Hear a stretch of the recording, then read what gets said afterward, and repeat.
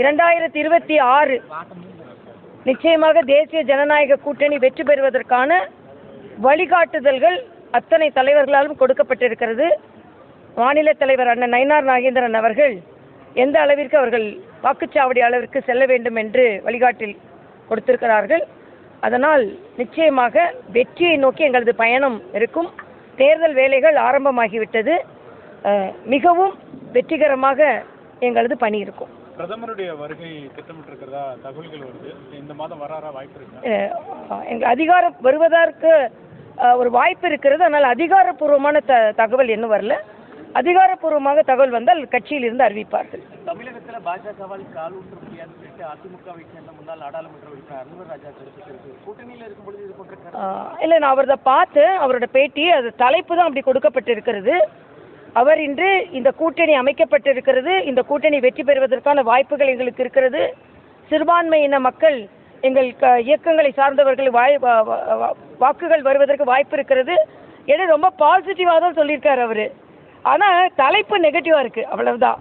அதனால அவர் அதை நான் பாசிட்டிவாக எடுத்துக்கிறேன், அவ்வளவுதான். ஏன்னா பாசிட்டிவாக தான் நடக்க போகுது, பாசிட்டிவாக எடுத்துக்கிறேன். இது மாதிரி சில கருத்துக்கள் சலசலப்புகள் ஒரு சின்ன வார்த்தையை வச்சு குழப்பங்கள் ஏற்படுத்துவதற்கு வாய்ப்புகள் அதிகமாக இருக்கிறது. ஆனால் நாங்கள் குழம்ப மாட்டோம்.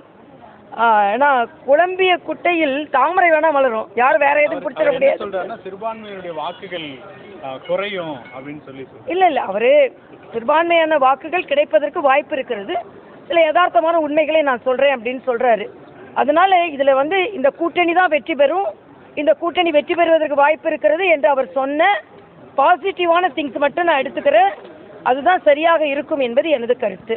இதில் எதுவுமே நாங்கள் இந்த கூட்டணியை பொறுத்த மட்டும் எதிர்மறை கருத்துக்கள் எதையுமே பதிவு செய்ய மாட்டோம். பதிவு செய்தாலும் அதை பெரிதுபடுத்த மாட்டோம். ஏனென்றால் அதைத்தான் எதிர்பார்த்து கொண்டிருக்கிறார்கள். ஏதாவது எதிர்மறை கருத்து வருமா, அதை எதிர்மறையாக எடுத்து செல்ல முடியுமான்னு இல்லை. நாங்கள் நேர்மறையாக செல்கிறோம், நேர்மையாக செல்கிறோம், மக்களிடம் நேரடியாக செல்கிறோம். மக்களோடு முதல்வர், உங்களோடு நான் இன்னைக்கு தான் முதல்வர் ஆரம்பிச்சிருக்காரு. இவ்வளவு நாள் குடும்பத்தோடு இருந்தாரா? குடும்ப உறுப்பினர்களோடு மட்டும்தான் இருந்தாங்களா?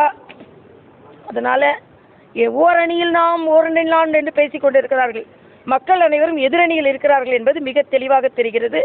செய்திகளை உடனுக்குடன் தெரிந்து கொள்ள கீழ்கண்ட கேபிள் மற்றும் டிடிஹெச் நெட்வொர்க்குகளில் எம்நாடு செய்தி தொலைக்காட்சியை காணுங்கள். பாதகம் செய்பவரை கண்டால் நாம் பயம் கொள்ளலாகாது பாப்பா. மோதி மிதித்து விடு பாப்பா, அவர் முகத்தில் உமிழ்ந்து விடு பாப்பா.